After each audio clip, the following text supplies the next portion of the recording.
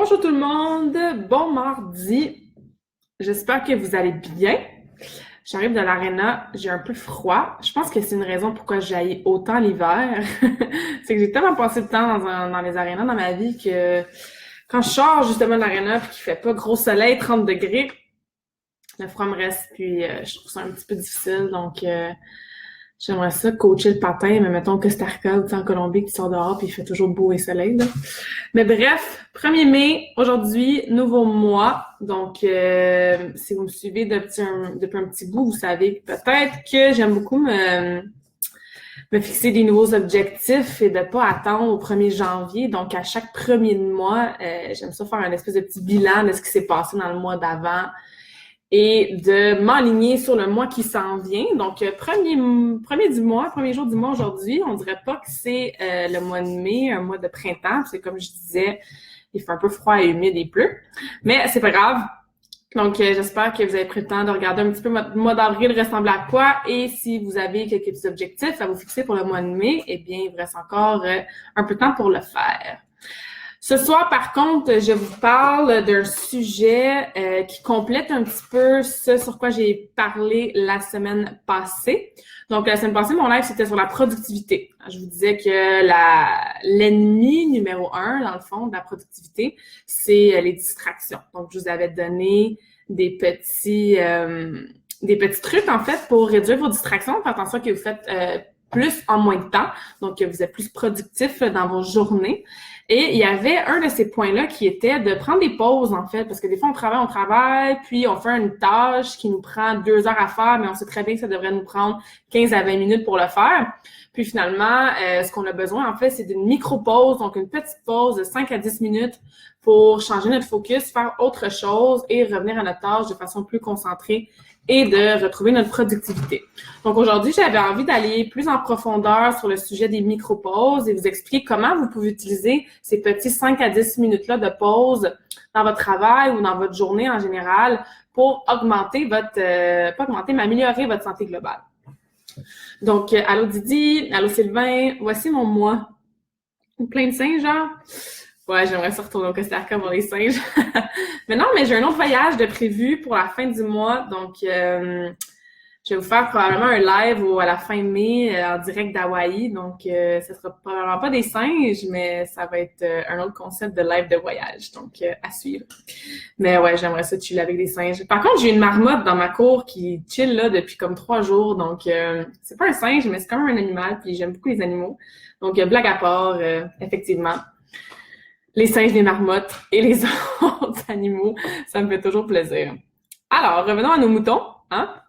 La première chose que souvent on fait quand on prend une pause au travail ou qu'on est à la maison puis on vient de faire comme 3 heures de ménage puis on doit prendre une pause, ou vous avez votre propre entreprise, vous travaillez des heures un peu différentes. Donc, quand je parle du travail, c'est pas nécessairement les pauses que vous prenez entre votre 8 à 4 ou votre 9 à 5. C'est vraiment, je suis en train de faire un travail productif, je suis en train de lire un livre, je suis en train de, comme je disais, faire du ménage, travailler sur ma business, tout simplement juste travailler à mon travail là, quotidien.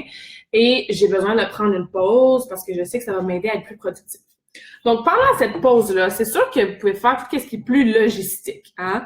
Aller aux toilettes, aller poser une question à son patron, jaser justement avec des collègues parce qu'on essaie de pas trop leur jaser quand on a une tâche plus productive à faire. Aller voir les réseaux sociaux de façon plus personnelle. Hein? La semaine passée, je vous disais que les réseaux sociaux, c'était une grosse distraction, puis on ne devrait pas vraiment s'en occuper quand on a un travail productif à faire. Donc, première chose que vous pouvez faire dans vos petites pauses de 5 à 10 minutes que vous prenez de façon régulière dans votre journée, c'est ça. C'est des petites actions que des fois, on fait sans s'en rendre compte pendant notre travail, pendant nos blocs de productivité, mais qu'on devrait vraiment garder pour nos pauses, pour nos micro-pauses. Donc, comme je disais, aller aux toilettes, poser une question à notre patron, jaser avec nos collègues, aller regarder Facebook, Instagram un petit peu. Et quand la pause est terminée, je retourne à ma tâche, à mon travail. Donc ça, c'est sûr que c'est plus une question de logistique. On essaie de pas faire ces petites mini-tâches-là pendant nos blocs de productivité. Par contre, ça vient pas vraiment améliorer notre santé globale. Moi, je veux vraiment vous parler de 3 différentes façons d'utiliser vos pauses pour améliorer, pour optimiser votre santé globale. Donc, en premier, on va aller avec la nutrition. C'est sûr que vous pouvez utiliser vos pauses pour manger et prendre une collation qui va être nutritive et qui va vous aider à retrouver votre concentration, à booster votre énergie aussi.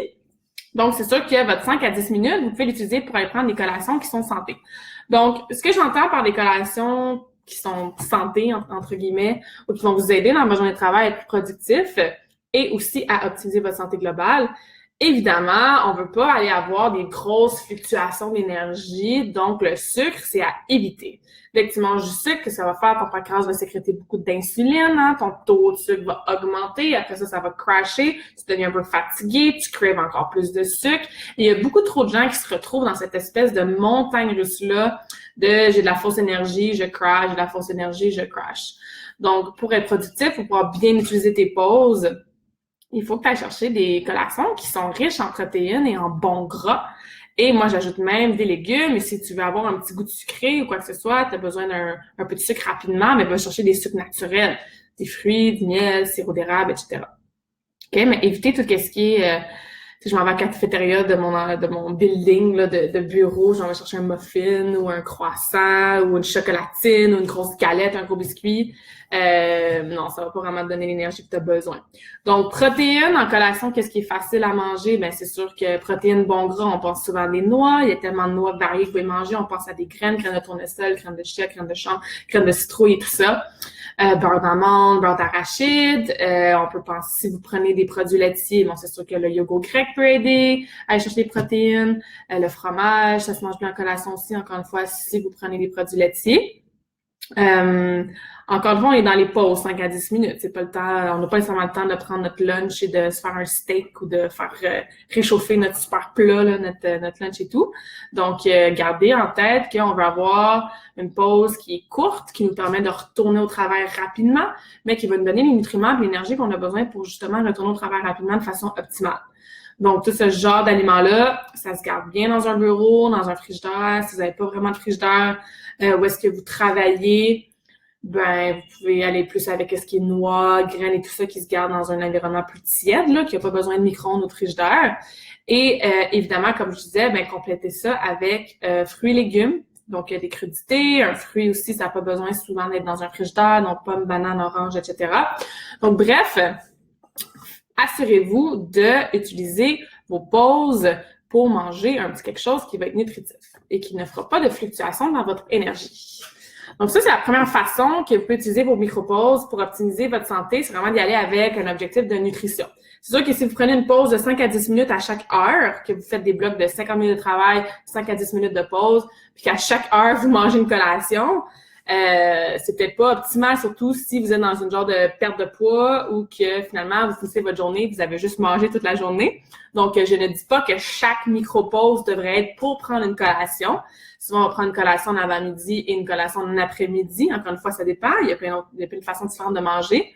Mais c'est ça, je suis pas en train de dire qu'à chaque heure, si vous prenez 5 minutes pour manger, là, mais au moins une à deux fois par jour, une de vos micro-pauses devrait être pour aller prendre une collation qui est optimale, qui va faire en sorte aussi que votre faim va être plus régulière durant votre journée. Donc, rendu aux repas principaux, vous ne serez pas affamé, vous n'allez pas over-manger, puis avoir des cravings justement de sucre et de choses qui ne seraient peut-être pas optimales pour votre santé. Donc, voilà. Deuxième bloc, on a parlé de nutrition. Maintenant, on va parler d'entraînement. Donc, mon vidéo, il bug un petit peu. Là. Je ne sais pas si de votre côté, vous m'entendez, vous me voyez toujours bien. Hein? J'espère que oui. Donc, allô les gens qui se sont joints, Annie, Nancy, Bridge, Jamie. Donc, deuxième bloc, on va parler d'entraînement. C'est sûr qu'encore une fois, on parle d'une petite pause. Donc, je suis pas en train de vous dire que vous devez aller vous entraîner pendant 30 minutes ou une heure à chaque fois que vous prenez une pause au travail ou dans votre journée. Il y a votre moment là qui devrait être un peu plus long, vraiment dédié pour votre entraînement physique ou votre sport collectif et tout ça. Par contre, on t'entend super bien, toi? Bon, ben, génial, super. Par contre, vous pouvez utiliser vos micro-pauses pour bouger un petit peu. Si justement vous avez zéro temps dans votre journée pour faire un entraînement qui est plus long, ben ajouter un petit 5-10 minutes ici, un petit 5-10 minutes là, c'est beaucoup, beaucoup mieux que de rien faire du tout.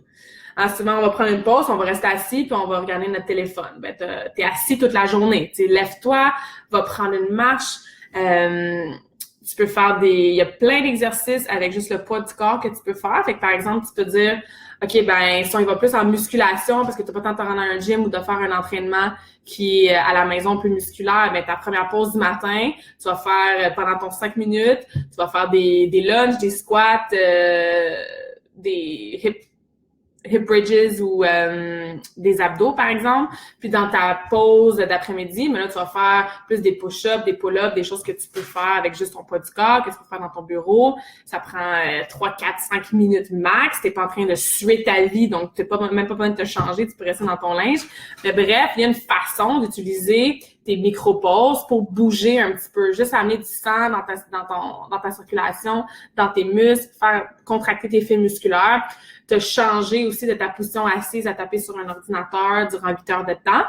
Donc, encore une fois, c'est un peu comme la nutrition, je suis en train de dire qu'à chaque pause, il faut que tu partes, tu t'en vas te changer, tu t'en vas t'entraîner pendant 30 minutes, 1 heure, mais tu peux utiliser ces micro-pauses-là pour bouger. Entraînement cardio aussi. Plus on amène l'oxygène à notre cerveau, plus notre cerveau est ouvert, éveillé, à être concentré, à bien travailler par la suite. Donc, de se dire, OK, ben moi, je prends une pause, je vais me bouger, mais je fais 30 secondes ou 1 minute de jumping jack, suivi de 30 secondes de genoux levés, talons fesses, ou je vais faire de la marche rapide dehors, autour du bloc, n'importe quoi. Donc, juste d'aller chercher un exercice qui est plus cardiovasculaire, qui va éveiller justement premièrement ton esprit, qui va te faire du bien aussi, qui va changer les idées, qui va amener de l'oxygène encore une fois à ton cerveau, ce qui va être optimal pour quand tu vas retourner travailler. C'est faisable. Le cardio, ça n'a pas besoin d'être des entraînements de je m'en vais courir pendant 1 heure ou j'embarque sur un vélo à faire des intervalles de fou pendant 20 minutes, puis je suis ma vie, il faut que je me change, je prenne ma douche, puis je retourne au travail après, là. Donc, il y a une façon d'amener des exercices cardiovasculaires et musculaires aussi dans le confort de ton bureau ou chez toi dans ton salon, si tu travailles de la maison, puis qui va t'amener des bénéfices pour ta santé globale aussi. Encore une fois, si vous avez des objectifs plus de performance, de perte de poids, gain de poids, ça prend un entraînement évidemment qui est beaucoup plus structuré, plus long, plus détaillé. Mais là, on parle vraiment de comment aller chercher le bénéfice de ces petites pauses-là. Et c'est faisable de le faire, comme je disais, là, de façon assez courte, mais efficace.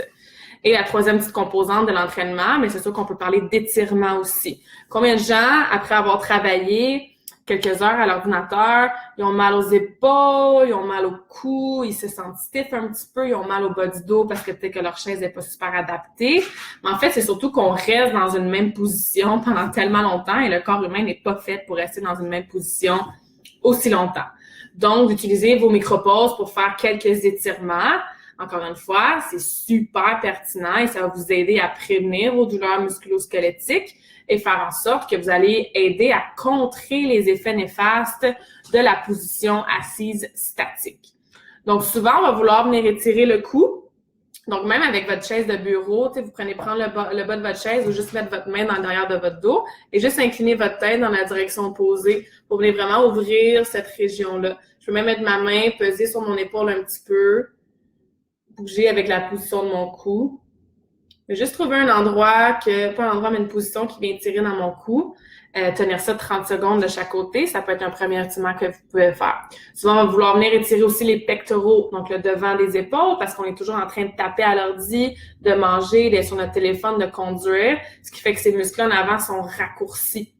Comme ils sont raccourcis, ben les muscles en arrière sont en mode étirement, donc sont toujours en train de te retenir, en fait. Fait que les autres aussi sont fatigués. Ce que ça fait, c'est que ça fait des tensions dans le haut du dos, dans le cou. Donc, on va venir ouvrir cette région-là. De toute façon, c'est pas super beau d'avoir une posture arrondie. Deuxièmement, si j'arrondis mes épaules ici, ben là, ma tête va baisser, mais évidemment, je vais me promettre pas en regardant par terre. Fait que là, je vais lever mon menton. Là, mon cou va venir rapetisser aussi. Fait que là, je vais avoir mal au cou en même temps. Donc, on va venir ouvrir cette région-là. Donc, je lève mon coude, je m'appuie au mur, je viens ouvrir tout mon corps dans l'autre direction. Imaginez que j'ai le mur ici. Et je tiens ça une trentaine de secondes de chaque côté. C'en a un autre qui est super facile à faire dans un bureau. Ensuite, on est en position assise, ce qui veut dire que nos hanches, par la position des jambes pliées à 90, les hip flexors, fléchisseurs de hanches, sont toujours en position raccourcie. Même chose, on va aller les étirer. En plus, le psoas s'attache sur le bas du dos, ce qui veut dire que s'il est raccourci, ben, tire sur les vertèbres lombaires, étire. Pourquoi vous pensez que vous avez mal au dos après? c'est pas nécessairement ça absolument la raison, mais souvent, c'est parce que nos fléchisseurs de hanches sont toujours en position raccourcie. Même chose pour nos ischio-jambiers, donc les muscles derrière les cuisses, en position assise, les jambes pliées, sont toujours raccourcis. Donc, je peux me lever puis venir mettre ma jambe en avant sur la chaise, sortir mes fesses, ramener mes orteils vers moi. Et ce que ça va faire, ça va bien étirer la chaîne postérieure de la jambe, ce qui veut dire que ça va venir contrer l'effet que ma jambe est pliée 8 heures par jour, là, tu sais. Donc, bref, il y a différents étirements qui sont faciles à faire. Vous tenez passivement 30 secondes chaque position, en respirant bien, en vous assurant que vous avez une belle position. Puis, ce que ça va faire, c'est que premièrement, vous vous levez de votre chaise, vous bougez, mais en plus, vous faites quelque chose qui est adapté pour contrer justement les douleurs musculo-squelettiques que vous pouvez avoir par votre position de travail. Si jamais vous voulez un petit programme d'étirement, entraînement, bureau, faites-moi signe après, là, ça va me faire plaisir qu'on discute des options, mais ça, c'est quelque chose que vous pouvez garder en tête aussi. Donc, on a parlé nutrition, aller chercher des aliments, des collations nutritives pendant vos pauses.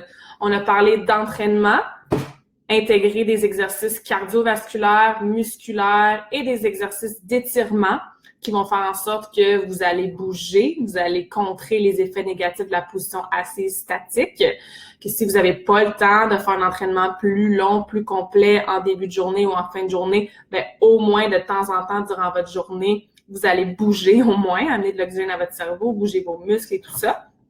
Et le dernier bloc que je vais vous parler, qui va vous aider aussi à optimiser votre santé globale en utilisant vos pauses, c'est tout ce qui est gestion de stress.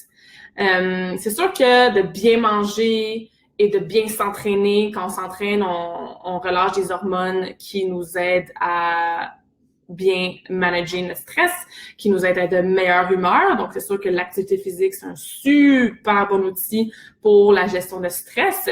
Mais il y a d'autres choses que vous pouvez faire pendant vos petites pauses de 5 à 10 minutes qui vont vous aider à gérer votre stress. Et souvent, on est au travail, on est en train de travailler, on travaille, on a plein de choses qui nous arrivent d'un bord et de l'autre, on est stressé, on a des deadlines super précis et on prend pas le temps justement de gérer notre stress pendant notre journée. Donc, ce que vous pouvez faire, premièrement, c'est des exercices de respiration. Moi, il y en a un super facile que je travaille beaucoup avec mes clients qui s'appelle le 4-4-8. Je l'ai déjà mis dans mes trucs de la semaine. T'inspires 4 secondes, tu tiens ta respiration 4 secondes et t'expires par la bouche super tranquillement pendant 8 secondes, ce qui est super long, là. Tu fais cette séquence-là 3 fois. Fait que ça te prend 1 minute. C'est tout. Ce que ça fait juste te recentrer. Quand tu fais ton expiration, c'est là que tu sens que tu relâches tout. Donc ça peut être un exercice. Il y a d'autres exercices de respiration aussi. Tu mets tes mains sur tes côtes, tu mets tes mains sur ton ventre, tu t'assures de respirer à la bonne place. Vous pouvez faire ça pendant quelques minutes. Encore une fois, la respiration, juste se calmer, se recentrer, aide énormément à la gestion de stress. Ensuite, méditation, si c'est quelque chose que vous avez de la misère à faire ou à intégrer, soit le matin en vous levant ou le soir avant d'aller vous coucher, prenez une de vos pauses dans votre journée, un petit 5 minutes, même 3 minutes, juste pour, encore une fois, un peu comme les exercices de respiration, juste pour vous recentrer, décrocher, faire une espèce de vide mental, être vraiment dans le moment présent et pas avoir votre petit hamster dans votre tête qui continue. Donc, méditation, ça avait de la misère. Il y a plein d'applications que vous pouvez suivre, faire des méditations guidées. Moi, j'utilise Headspace, si jamais ça vous intéresse, mais il y en a plein d'autres aussi. Ensuite, gestion de stress. Souvent, on est enfermé dans des bureaux avec la peinture grise, un peu sombre et avec des espèces de lumière de néon vraiment fatigantes. Donc, va dehors, va prendre l'air. Il y a personne qui se sent moins bien après avoir été dehors, prend une bonne bouffée d'air fraîche, le soleil dans le visage, puis revient comment je me sens moins... je me sens encore plus stressée et pas concentrée et moins productive. C'est presque impossible. Il y a personne qui se sent moins bien après avoir été prendre l'air, prendre le soleil et tout ça. Donc, si en plus vous voulez utiliser la marche comme dans le bloc de votre entraînement dans vos micro-pauses, allez marcher dehors, allez prendre l'air, même s'il pleut des fois, ça fait du bien. Juste avoir la pluie sur nous. Fait que juste changer d'air, sortir dehors, se retrouver un petit peu seul pendant 5 à 10 minutes ou amener un collègue avec vous si vous avez besoin de jaser de d'autres choses du travail. Mais aller prendre l'air, en fait, tout simplement. Et évidemment, le soleil, plus il fait soleil, plus on va chercher la vitamine D. La vitamine D aide aussi pour l'humeur, donc c'est bon si c'est un antidépresseur naturel. Donc, excellent pour la gestion de stress aussi. Donc, voici comment vous pouvez utiliser vos pauses. Comme je disais, même si vous n'avez pas un job de 8 à 4 ou de 9 à 5, des fois, c'est après avoir fait une activité ou une tâche pendant plusieurs heures, on a besoin de prendre une pause. Je vous ai expliqué pourquoi la semaine passée, parce que quand on revient à la tâche après, on est encore plus productif, plus d'énergie, plus concentré. Donc, on accomplit plus en moins de temps. C'est toujours ça qu'on veut faire pour avoir plus de temps dans une journée. Donc, garde en tête nutrition, collation, entraînement, on bouge, cardio, un peu d'exercice de muscu, étirement et gestion de stress. On respire, on revient au moment présent, on va prendre l'air, on va prendre la vitamine D et vous allez voir que en faisant ça dans vos pauses, au lieu de rester assis, jaser avec vos collègues des choses qui sont pas super pertinentes ou continuer à stresser sur votre travail ou juste aller sur Facebook, réseaux sociaux parce que c'est une habitude, ce genre d'action-là dans vos pauses vont vous amener beaucoup plus de bénéfices à la longue dans votre journée, dans votre semaine, dans vos mois, si vous utilisez vos pauses de façon concrète et de façon optimale. Donc, tu sais, des fois, on est comme « Ah, je veux me remettre en santé, je veux me remettre en forme, faut que je me prenne en main. » Mais on voit ça vraiment comme une méga montagne de « J'ai pas le temps d'aller au gym 5 fois par semaine, j'ai pas le temps de me cuisiner des gros repas. Tout le monde a dit la méditation, c'est super bon pour la santé, mais j'ai pas le temps de faire ça. » Ben là, je viens vous donner plein de trucs pour intégrer de ces 3 éléments-là super importants pour la santé globale qui peuvent se faire dans vos pauses au travail, qui peuvent se faire entre 5 et 10 minutes. Fait que des excuses, vraiment, c'est dans nos têtes, souvent. Hein? Donc, si vous avez des questions, si vous avez besoin de quoi que ce soit, laissez-moi savoir, ça me fait toujours plaisir. S'il y a d'autres sujets, si d'autres commentaires, n'importe quoi, faites-moi signe aussi. Puis, si vous avez aimé les trucs ou si vous en essayez cette semaine aussi, envoyez-moi un message, laissez-moi savoir. Donc, hey Claudia, c'est bien, j'ai essayé telle collation. Finalement, j'ai pas eu mon crashed afternoon parce que j'avais bien mangé ma collation en 3 heures. Ouais, j'ai été prendre l'air, puis je suis revenue au travail, puis j'étais super oxygénée, ça a bien été. Donc, essayez-le, essayez des petits trucs qui fonctionnent pour vous. Encore une fois, essayez pas de tout changer en une fois. Comme je dis toujours, one step at a time, une habitude à la fois. Donc, commencez avec une pause de main que vous optimisez, après ça 2, après ça 3. Si vous avez besoin d'aide, faites-moi signe. Puis, je pense que j'avais fait le tour des commentaires sur les coachs de ce délai. Oui, il n'y a pas de problème, Jean-Christophe. Je laisse toujours mes lives sur ma page Karmakin. Donc, même si vous ne les écoutez pas en live, ils sont toujours accessibles. Donc, partagez, commentez, laissez-moi un petit thumbs up, comme s'il y a plus de gens qui vont les voir. Ça me fait plaisir, Didi. Mia et moi, on t'écoute. Ouais, Mia, c'est mon chat. Et quand je fais des vidéos, puis que mes parents, ils mettent la vidéo sur leur téléphone de la maison, elle pense que je suis là, fait qu'elle m'écoute. Donc, encore une fois, une petite tranche de vie sur les animaux. On a commencé avec les marmottes et les singes, on finit avec mon chat Mia. Donc, bonne soirée à tout le monde. On se revoit bientôt. Salut!